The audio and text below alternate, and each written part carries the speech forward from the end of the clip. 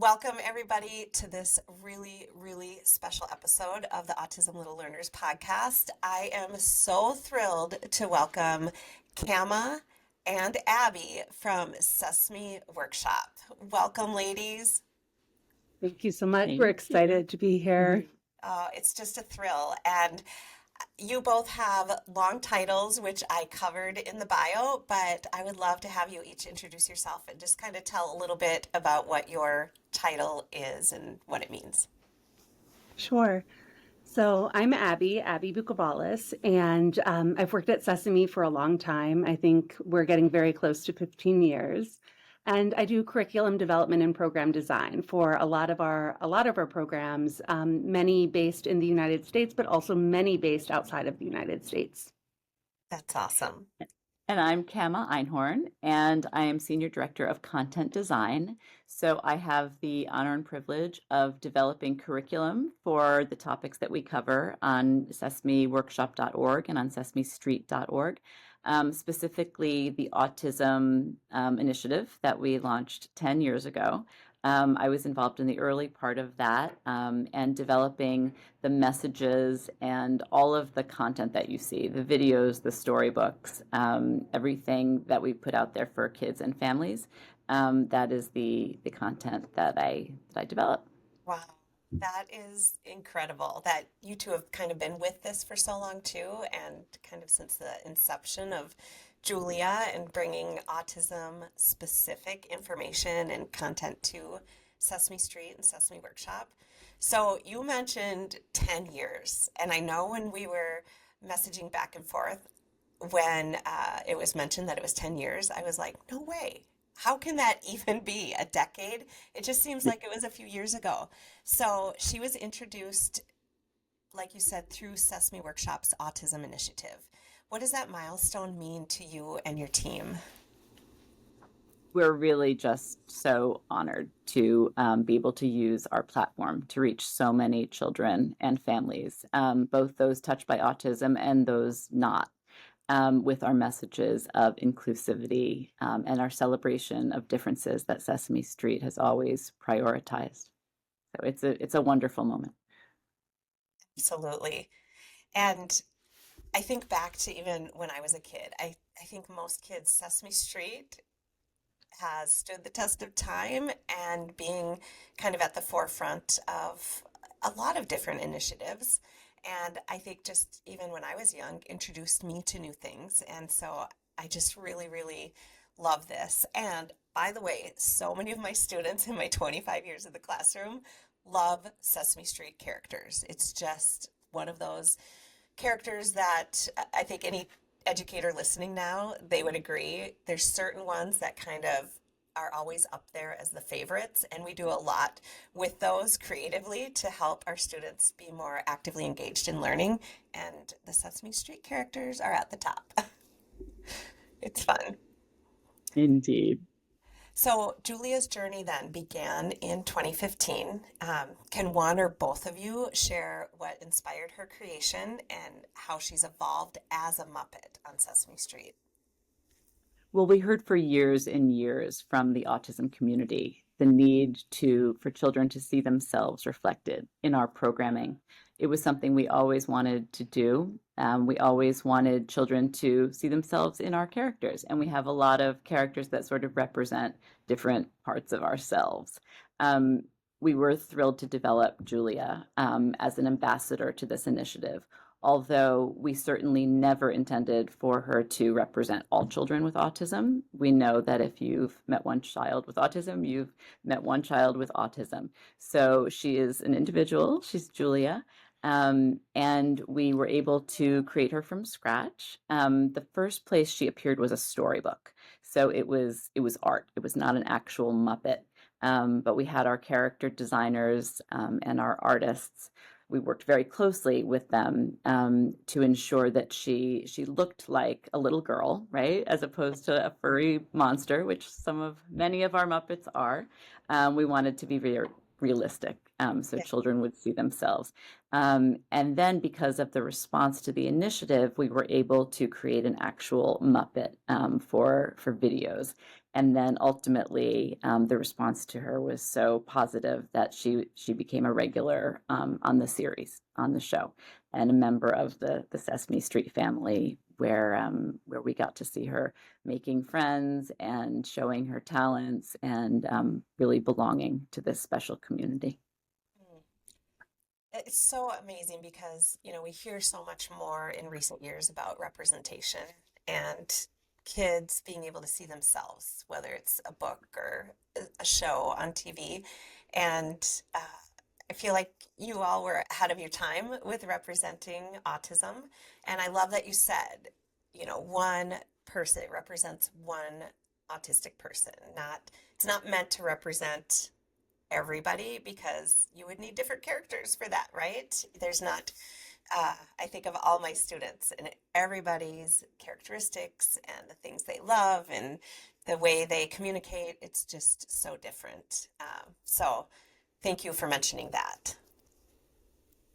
Yeah, definitely. I mean, I would add that Julia is that one person, and we do, however, continue to receive feedback from families who Mhm. have autistic children and who have a lot of lived experiences, and they share, their hopes and dreams for what they would like to see in Julia. Yeah, And we do try to incorporate, some of those experiences, but obviously while staying true to who Julia is. yeah.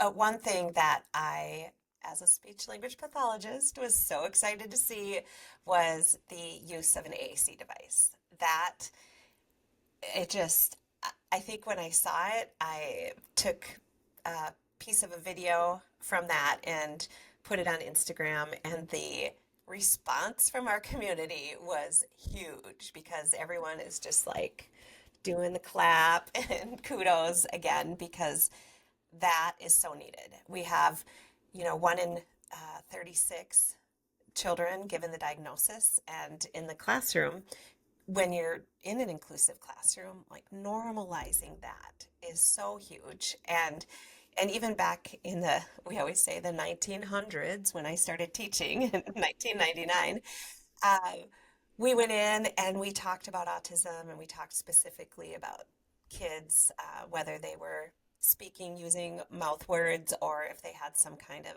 AAC, and normalizing that. And now I have the pleasure and honor of having those kids now be adults, including my daughter and my son, who are close to 30. And their classmates, I'll run into them and they say they learned and they remember. And when they went off to middle school, where there were kids from other buildings that maybe didn't have that same education, they saw a distinct difference in how they treated their autistic friends or any friends with special needs. And so I just feel like that piece that you're doing is what we did in the classroom, but magnified. So you're like normalizing that. So thank you so much for that. So nice to hear. Sesame Workshop is known for its thoughtful, research-based approach. How did you collaborate with autistic folks, researchers, special ed teachers, and speech language pathologists and families in creating Julia? Yeah, I mean, it's absolutely part of the Sesame Workshop model to have sort of those creative folks and the education team and research team all working together to produce the best possible characters and educational materials and episodes of shows and all of that. And in this case, from the beginning, we've worked really closely with organizations that are led by the autistic community and that have, the interest of the autistic community at heart. And that is not just sort of a one-time thing. So that's not something that we only did at the start of the program, but it's something that we continue to do right now. Yeah, it's one of the amazing things I think about working here. Right now, we're creating some new work with Julia that I'm lucky enough to be the education lead on, and we continue to talk with families, and we are focused right now on social inclusion in larger group settings. So we're looking at schools and classroom settings as well as informal learning settings. And, we talk to families with neurotypical kids and families with autistic kids. And we talk to them about their questions and their needs and what would be most helpful for them for supporting positive social interaction. And yeah, so it's just, the research continues, I guess, is what I would say. And also the collaboration with the autistic community continues as well. As well as expert advisors that we go to from the very beginning as an advisory board, and then throughout the development of all the content. We look to leaders in the field, both of the organizations that Abby's speaking about, as well as researchers, all kinds of advocates, and especially those with lived experience. It's awesome. Lived experience again. Like you're kind of hitting some of those key things that I think as we learn more and evolve as a society, we pay more attention to those kind of things. And I just think it's great. Okay, we talked a little bit at the beginning about your titles, your roles, but can you both share a little bit more about your roles, like what that means in content design and educational programming, and how those teams kind of collaborate to bring these initiatives to life? Sure, I'll start. Okay, I'll start. So I've worked at Sesame Workshop for a long time, as I mentioned, and my role has always involved curriculum development and program design. And I think what is some of the invisible things that happen behind our content creation include advisories that kind of, from the very beginning, they make sure that, we are responding to the most important needs of any target audience. We are working with educators, we are working with expert advisors, we are working with sometimes university professors or government stakeholders, all with the idea that, needs are multifaceted and we have to get a lot of different perspectives to do a good job. And we use those conversations in those meetings to then generate curriculum. And then we use that curriculum to generate messages that resonate with young learners and their families. And so it's a multi-step process that gets us to the point where we are ready to collaborate with, with our creative partners, our production teams, and we create content that then gets tested before it's ever released to be refined and improved on. Oh, everything that Abby just shared, really speaks to like this, the two sort of big areas of work that we do. We do the rigorous research and development, and then we have translating that into the Sesame magic. And that's a really amazing challenge that we get to engage in all the time. How do we take these big ideas that meet these big needs, often a complex issue, right? And one that is challenging to distill for the youngest audiences, especially around tougher, challenging topics. And how do we use the Muppets to do it, right? We know that Muppets have this special power with children and with adults. It's sort of a direct line to people's hearts that lasts really a lifetime. The things you hear from a Muppet when you're young, it gets kind of hardwired in there. So it's an incredible privilege to be able to be there in those moments, using those Muppets that are so well loved to convey these messages that can really impact a child for their lifetime. Yeah, really well said. It's kind of in a nutshell, a big responsibility, especially with such a big, large platform. It is, but it's a privilege too. Yeah. And I think being from Sesame Workshop and having the characters who are so positive and they resonate with so many people, it opens a lot of doors and possibilities to create content for children that I think otherwise we might not be able to create. Yeah, absolutely. And thinking about the content, how does the team continue to ensure that autism is portrayed in an authentic, as we hear more about now, neurodiversity affirming way today? Yeah. I mean, we continue to talk to families. That is absolutely the most important thing that we do. We are, with every phase of work and with every new educational topic that we want to address, we talk with families with autistic kids about their lived experiences, about their educational experiences, about their challenges, about their successes. And we use that to inform what we do. And so, that's how we try to stay relevant, and it's how we continue to make decisions about the expanding work. Yeah, the conversation continues, and we're never afraid to go back and adjust, right? There are shifts in thinking. There's an evolution in ways to approach any issue, and nothing is set in stone for us. So we just continue listening and evolving and keeping these close collaborations with partners and advisors. That's fantastic. It's kind of one of those things in the classroom that you have to do too. Things have evolved and changed so Mhm. much, whether it's the prevalence of autism, the terminology we use, the approaches we use. What used to be considered gold standard is not anymore. And so having that open mindset that we're just continuously learning is so huge. And it's just so great to hear that you guys are doing that too. Okay, I heard one interesting little fact, and that is puppeteer Stacey Gordon, who brings Julia to life, has her own personal connection to autism. So, can you tell us a little bit about that and how her insight has shaped Julia's portrayal? Yeah. Um, we are so privileged to work with Stacey Gordon. Her son is on the spectrum, and it was really important for us to have a puppeteer with that lived experience. And of course, all of our puppeteers bring their own spirit and their own voice to the characters that they bring to life, that they animate. And we got to see Stacey from the very beginning, from the moment she put the Julia puppet on her hand, which is an easy thing to forget that that's happening, right? When you're looking at the Muppets, it's even for adults, it's easy to forget that they're being performed by a human.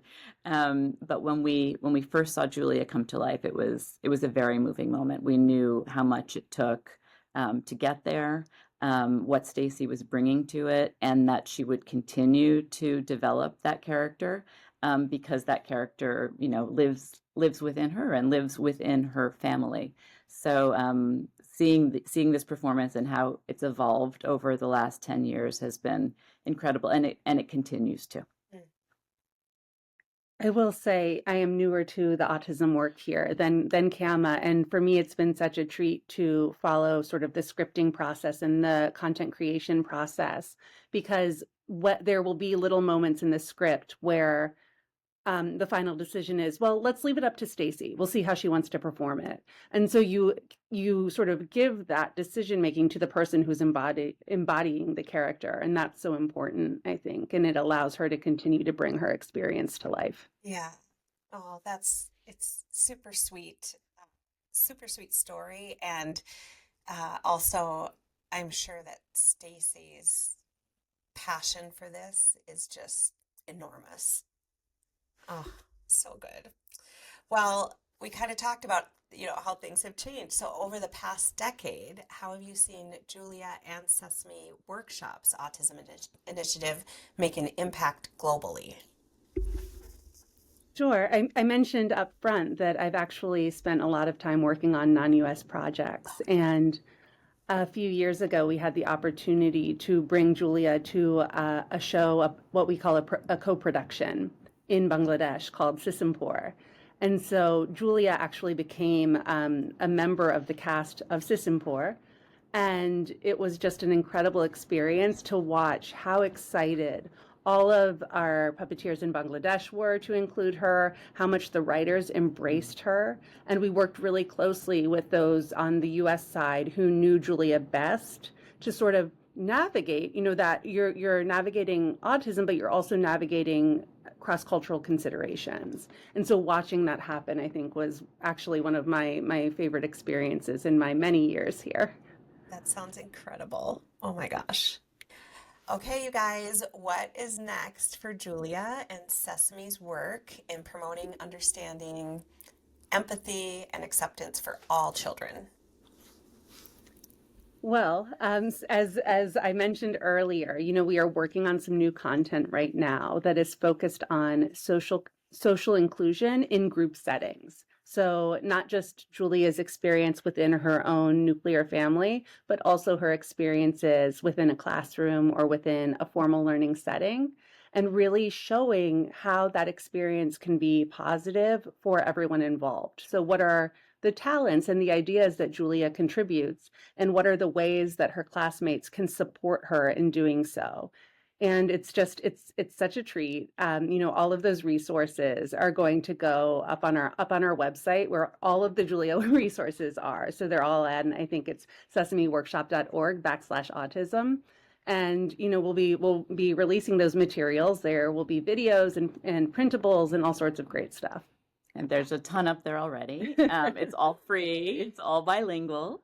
sesameworkshop.org/autism. If you also just search Sesame Street Autism, it'll come up right away. And Abby's talking about, the future of Julia. It's really exciting to think how she'll continue to evolve, and we'll see so many different facets in her life and ways of being in the world. Because in the very beginning, our goal was simply to explain autism, to celebrate differences. The tagline for the program was "See Amazing in All Children," and our message was really, here's this new character.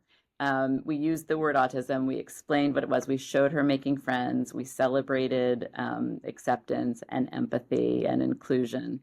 But then we got to go into all these different areas of her life, including her dog, which is really a lovely relationship, a member of the family.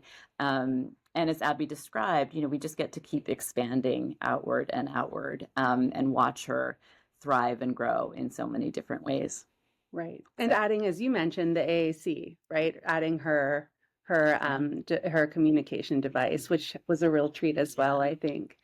And I think, one of the things that's amazing about these materials is they've evolved very organically. So each phase of content, each phase of work is responding to priorities that we hear from families and experts. And as a result, the work isn't totally linear. And when you find these resources, you can use them in the way that resonates with your family in that moment.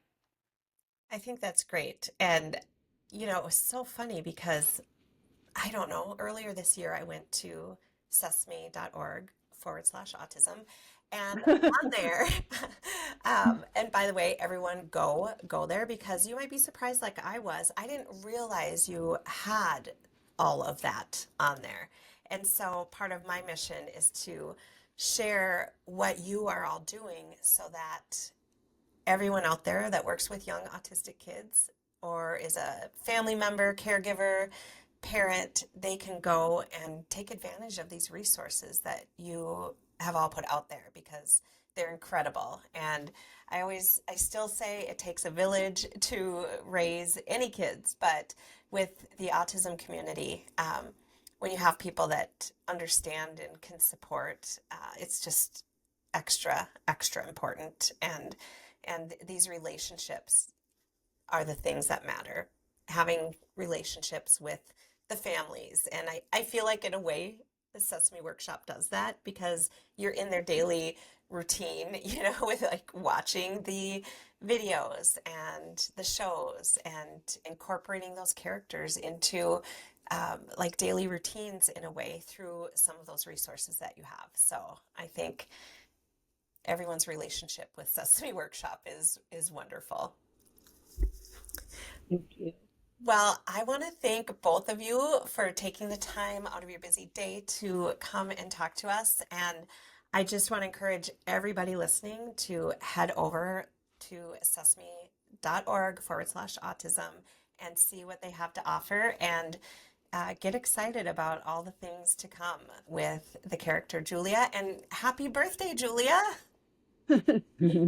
Indeed. Thank you so much for having us. It's a privilege to be able to serve you, the provider, right, who serves the autism community. And we do all of this for families, children, and the communities that surround them. So thank you.